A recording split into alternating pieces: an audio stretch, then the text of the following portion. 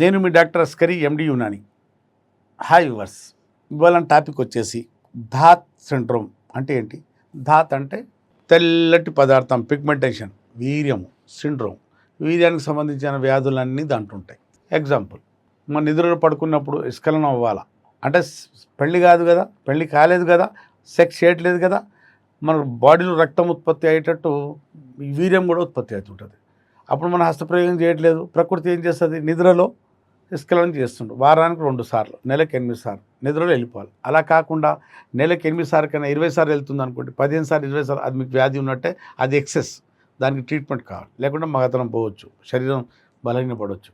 రెండోది, మూత్రం ద్వారా వీర్యం పోవుట, స్పెర్మేచూరియా. మూడోది, మళ్ళీ అమ్మాయితో మాట్లాడినా ఊహించిన 2-3 చుక్కలు బయటికి రావటం, ప్రీకం. నాలుగోది, మలం కూర్చొని మనం ముక్కినప్పుడు వీర్యం బయటికి వస్తుంది, 2-3 చుక్కలు, రెక్కతెమ్మని. మళ్ళీ ఐదోది అంటే ప్రీమ్యాచ్యూర్ ఎజాకులేషన్, అంటే భార్యతో కలిసేటప్పుడు తొందరగా వెళ్ళిపోవటం. ఈ అన్ని వ్యాధులు కూడా యునానీలో, ధాత్ సిండ్రోమ్కు యునానీలో చక్కటి పరిష్కారం ఉంటుంది. యునానీ మందులతో మీకు స్పెర్మేచూరియా అయినా, ఎక్సెస్ నైట్ ఫాల్ అయినా, ప్రీకమ్ అయినా, సెన్సిటివ్ పెన్నిస్ అయినా, మళ్ళీ శీఘ్రస్ఖలనం, ఈ అన్నిటికీ శీఘ్రస్ఖలనం అనేది ధాత్ సిండ్రోమ్లో రాదు, కానీ ఒక సమస్య.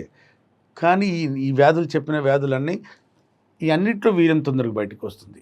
అవసరంగా కాదు, అనవసరంగా బయటకు వస్తుంది. అంటే ఈ సమస్య మీకు ధాత్ సిండ్రోమ్ అంటే ఇన్ని లక్షణాలు ఉన్న వ్యాధి, లేదు దాంట్లో ఏదో ఒకటి ఉన్నా, అన్నీ ఉన్నా యునానీలో చక్కటి పరిష్కారం, శాశ్వత పరిష్కారం. ఒక్కసారి మందులు వాడితే వనమూలికలతో ఎలాంటి సైడ్ ఎఫెక్ట్ లేకుండా ఇది చెప్పిన ధాత్ సిండ్రోమ్ అన్ని రకాల సమస్యలకు చెక్ పెట్టేసి మళ్ళీ దాంపత్యం జీవితం మీద మళ్ళీ మీరు జీవితానికి ఆస్వాదించవచ్చు, మళ్ళీ బెడ్ మీద రచ్చ చేయొచ్చు.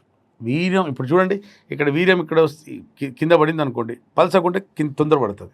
అదే తేనె ఇక్కడ వేయండి, తొందర కిందికి పడదు. వాటర్ వేయండి, తొందర కిందికి పడుతుంది. వీర్యం చిక్కకుంటే తొందర బయటికి రాదు.